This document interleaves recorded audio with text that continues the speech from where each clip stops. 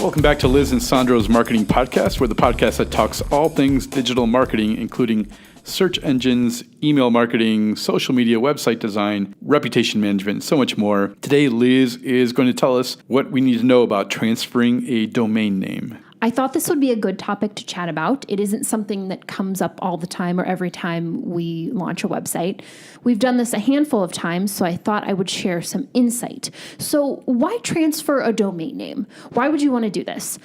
I'm a big believer in giving the business owner or the entrepreneur access and control over the domain name. So if you've got another agency or maybe a solo consultant that purchased a domain name originally, that just makes me a little nervous. Worst case scenario, what happens if someone gets hit by a bus and you don't have access to your domain name? So I always like to set up an account where, again, the business owner or the entrepreneur has access to do what they need to do. The reality is the business owner will probably never be the person in the account doing what needs to happen, to set up hosting or set up email. But again, I think it's really good for them to have access to it, and they can decide who they want to grant access to depending on what agency or consultant they're working with. So I wanted to give a couple of specific examples that we've run into over the years. Obviously, one that you definitely think can happen is you're working with an agency and then suddenly, maybe the relationship goes bad or you're just not happy with them and you want to make the change. We've definitely come across that scenario where we have to, on behalf of a client, reach out to another agency and request that a domain name be transferred. One that we are in the midst of right now that actually sparked this episode. Long story short, we've got a group of nonprofits who are collaborating on a project. One entity purchased the domain names, and I'm not entirely sure what their role moving forward is going to be. So again, we are making that switch, transferring the domain names to another registrar so the right people have access to the domain names. It's definitely happened to me. I had a restaurant, and the server who moved to Colorado, and we're in Ohio, was the domain registrar, and we had to find him and get you had to track him down. It was crazy. And probably a big challenge too. Yes.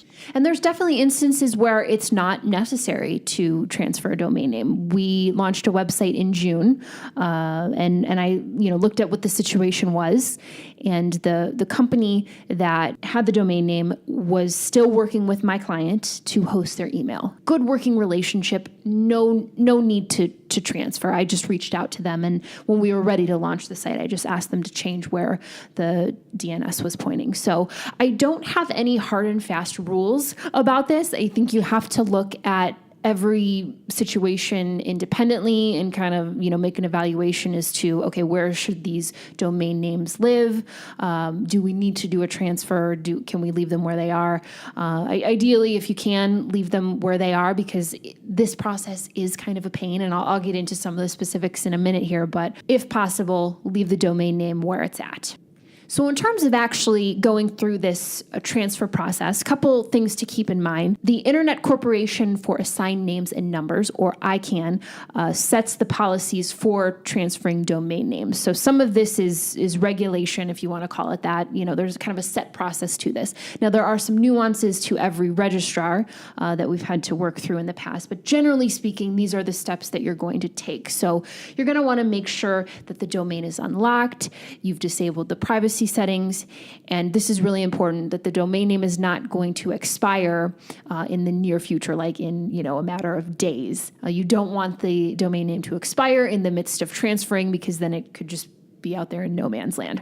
The other really key thing you want to do, wherever the domain names currently live, you want to make sure the contact information is set up correctly, or it's going to an email address that someone has access to, because transfer codes are going to be involved, and you want to make sure that you can actually get those codes. Once you've got the codes, let's say Bob is transferring his domain names to my account. Once he gives me the transfer codes, I can go into my registrar, request the specific domain names, enter the codes, and then make the transfer.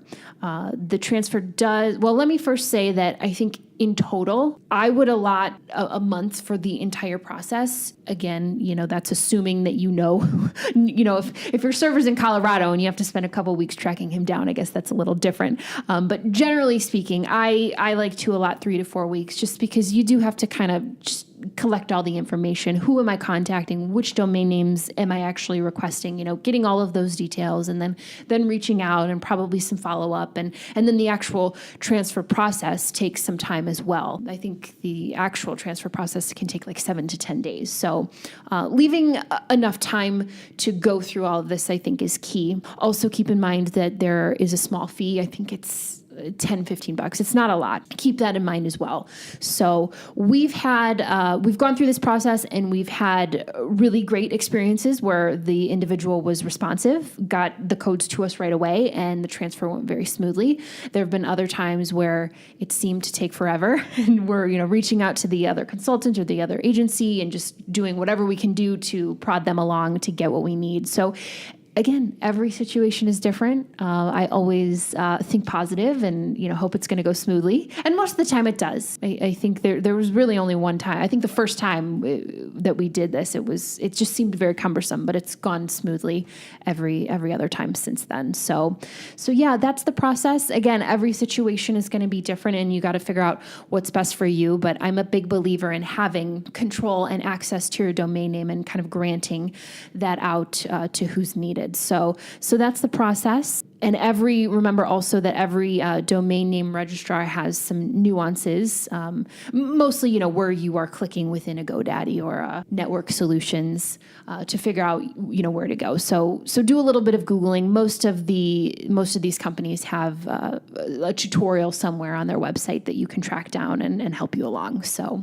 yeah, we just pulled a domain name recently and took it over to a different one. And one of the things they kept doing was calling and saying, "Are you sure you want to leave us? Like, we'll give you half price, and we'll give you," because they were charging us $60 a year just for the domain. Wow. Yeah, and it was a big ripoff.